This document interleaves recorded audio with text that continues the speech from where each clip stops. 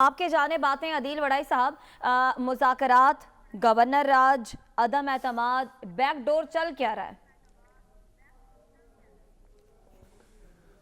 देखें, आज तक की तारीख में अभी की बात करें तो पाकिस्तान तहरीक इंसाफ के साथ ना तो कोई हुकूमती मुज़ाकरात शुरू हुए हैं, ना ही इस्टेब्लिशमेंट के साथ कोई बैकडोर राब्ते हैं। और इसमें कोई शक नहीं है कि ख्वाहिशात ज़रूर मौजूद हैं दोनों जानिब। हुकूमत में यानी राना सनाउल्लाह साहब की आज की गुफ्तगू सुने तो वो भी ये चाहते हैं, क्योंकि ज़ाहिर है इस वक्त जो अनसर्टेनिटी ख़त्म करनी है तो उसके लिए मिल बैठना तो होगा। लेकिन पीडीएम हुकूमत, पीडीएम में शामिल अक्सरियत जमातें जो हैं वो ये समझती हैं कि अक्टूबर 2023 से पहले इलेक्शन वो किसी सूरत अफोर्ड नहीं कर सकते। अच्छा, उसकी रीज़न ये है कि क्या लेकर अवाम के पास जाएंगे। ना ना गैस है, इस वक्त बिजली है इंतहाई महंगी है, जो महंगाई है इस वक्त मुल्क की तारीख की बुलंद तरीन सतह पर है, तो ये कैसे अफोर्ड कर सकते हैं इलेक्शन में जाना। तो इलेक्शन में मरियम औरंगजेब साहबा का जो ट्वीट है वो बुनियादी तौर पर पीडीएम की तमाम जमातों के जहन की अक्कासी करता है, और वो कह रही हैं कि अक्टूबर 2023 से पहले नहीं होंगे। और अभी तक की मेरी जो इतलात हैं वो यही है कि देखें, जो इनके साथ बैठने का मामला है उसमें जो खान साहब ये कह रहे हैं ना कि जी मार्च अप्रैल या कोई इलेक्शन की तारीख इसके करीब दे दी जाए, ये पीडीएम नहीं देने जा रही।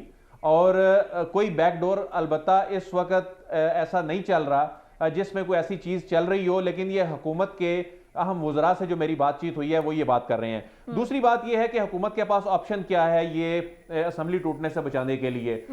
वजारत कानून ने ये राय दी है वफाकी हुकूमत को कि गवर्नर राज को तो आप भूल जाएं। गवर्नर राज तो आप लगाएंगे तो अदालत से ये उड़ जाएगा।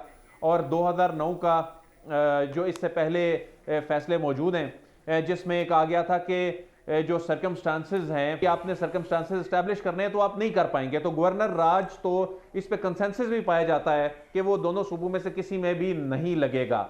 दूसरी बात, दो ऑप्शन रह गए कि क्या तहरीक अदम एतमाद आएगी या एतमाद का वोट का मामला होगा। तो तहरीक अदम एतमाद अगर ये ले भी आएंगे तो 3 दिन के अंदर पीटीआई ने फैसला किया है हम वोटिंग करा देंगे, वो भी आइन के आर्टिकल जो 136 की बाइंडिंग है। तो इसलिए तहरीक अदम एतमाद में इनके पास 186 का नंबर नहीं है, ये तहरीक अदम एतमाद पे भी नहीं जाएंगे, ये जाएंगे एतमाद का वोट लेने पर। अच्छा। ये चौधरी परवेज इलाही का एतमाद का वोट लेने का जो ऑप्शन है उसको एक्सरसाइज करेंगे।